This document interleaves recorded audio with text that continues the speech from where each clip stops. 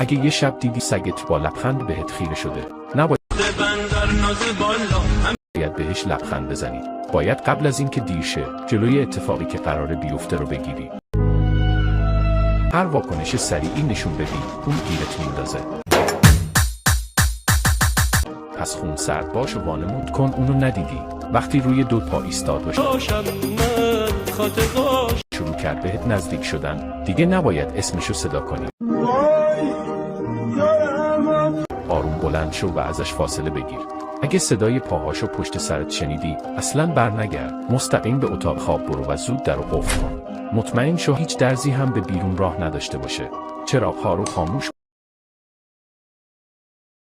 کن و داخل کمد قایم شو. از جات تکون نخور و هر اتفاقی افتاد تا طلوع آفتاب صبر کن.